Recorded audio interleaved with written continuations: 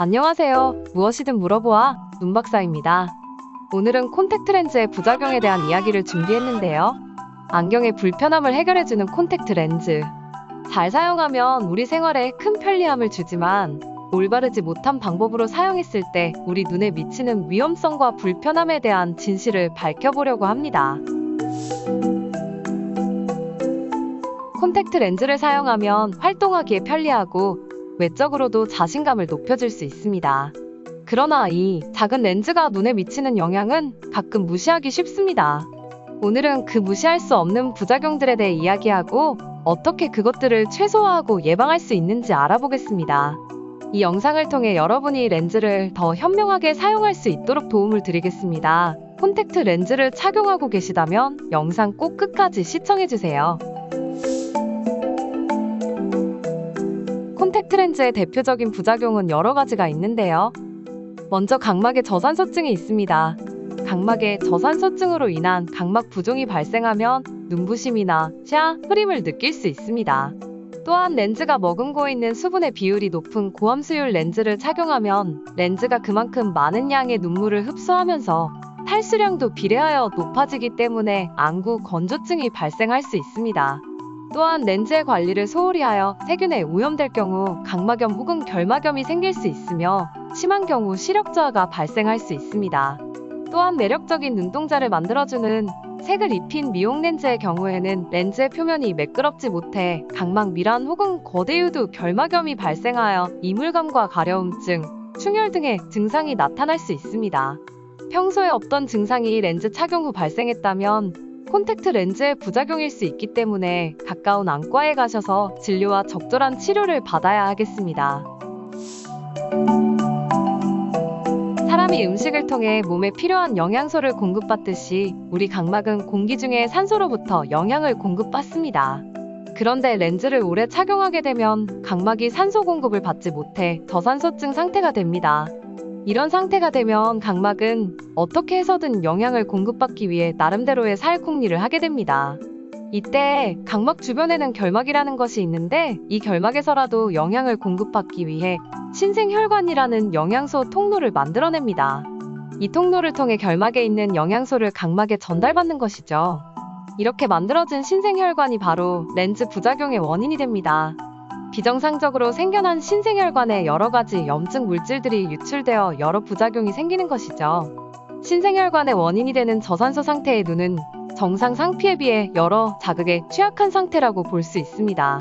렌즈를 끼지 않았던 안구는 눈에 정상적인 방어기전이 작동하여 병원균이 눈에 침투하더라도 쉽게 제거되지만 렌즈를 착용하는 동안에는 방어기전이 약화되어 염증에 취약하게 됩니다. 이런 부작용으로 인해 만성 염증 상태가 되어 안구 건조증이 발생하면 건조증이 다시 염증을 가중시켜 악순환의 고리가 이어지게 됩니다. 첫 번째로 저산소증의 치료에 대해 알아보겠습니다. 저산소증 치료는 렌즈 사용을 중지하는 게 1차 치료가 됩니다. 그러나 불가피하게 꼭 착용해야 하는 경우에는 가능하면 4시간을 넘게 사용하지 않도록 하며 렌즈를 낀 채로 잠드는 것을 각별히 주의해야 합니다. 특히 산소 전달률이 낮은 소프트 렌즈, 그 중에서도 컬러 렌즈, 피어싱 렌즈에서 저산소증이 더 많이 발생하기 때문에 가능하면 사용을 안 하시는 게 좋습니다. 여기서 산소 전달률이란 렌즈를 통과하여 눈물층에 도달할 수 있는 산소량을 말하며 각 렌즈마다 산소 전달률이 다르기 때문에 구입하기 전에 참고하면 좋겠습니다. 연구에 의하면 매일 착용 렌즈는 산소 전달률이 24, 매일 착용보다 더 오래 착용하는 연속 착용의 경우에는 34는 되어야 각막이 필요로 하는 최소의 산소 요구량을 충족할 수 있는 것으로 알려져 있으니 렌즈를 착용하셔야 하는 경우라면 참고해보세요. 두 번째, 안구 건조증 치료는 렌즈를 착용하지 않는 것이 가장 기본적이고 필수적인 치료입니다. 이와 함께 눈 상태에 따라 인공눈물, 항생한 약, 소염한 약, 누전 폐쇄술, IPL 치료 등을 병행할 수 있습니다. 세 번째, 윗눈꺼풀에 거대 유두의 발생이 특징적인 거대 유두 결막염이 발생하면 가려움, 특히 렌즈를 뺀 뒤에 심한 가려움을 느끼고 눈의 점액이 증가합니다. 렌즈가 주변부로 밀리기도 하며 안검에 충혈과 부종이 발생하게 됩니다.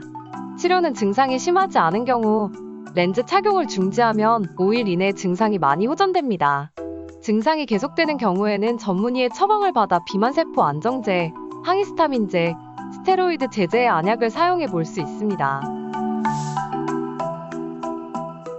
렌즈에 의한 부작용 중 가장 심각한 합병증을 유발할 수 있는 건 바로 각막염입니다.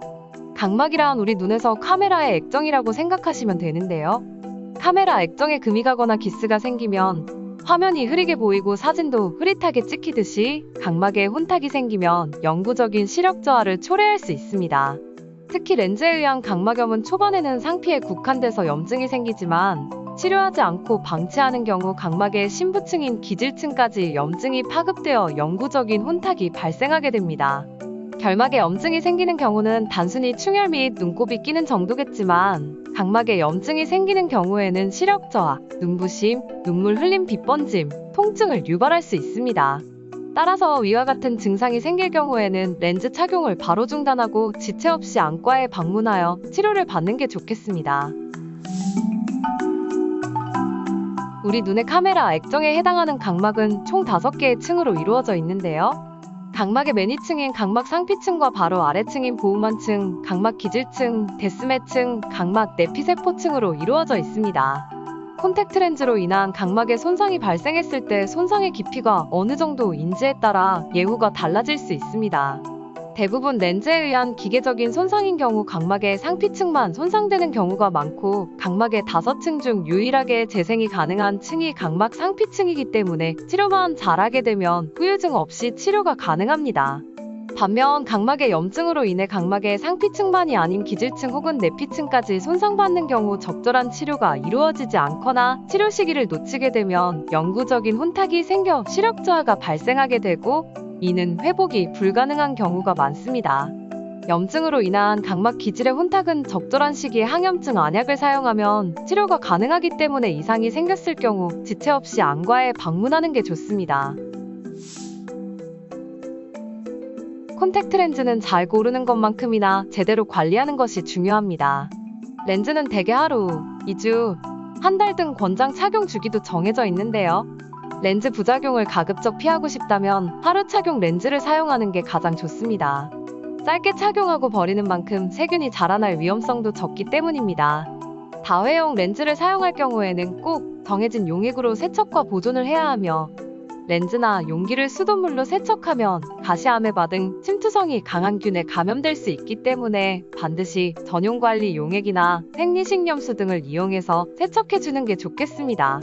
보관 용기는 뜨거운 물로 10분 이상 소독해 공기 중에 말려야 되고 용기가 깨끗하더라도 3에서 6개월에 한 번씩 교체해주는 것이 좋습니다. 또한 렌즈를 착용할 때 인공 눈물을 수시로 넣어주어 건조증을 예방하는 것이 좋습니다. 콘택트 렌즈를 사용하면 합병증이 생길 수 있다는 가능성을 늘 염두에 두고 눈이 아프거나 충혈 및 시력 저하가 발생하면 렌즈를 즉시 제거하고 안과에 꼭 방문해서 치료받는다면 큰 부작용 없이 오랫동안 렌즈를 사용할 수 있을 겁니다. 지금까지 세상의 모든 눈 정보를 알려주는 눈박사였습니다.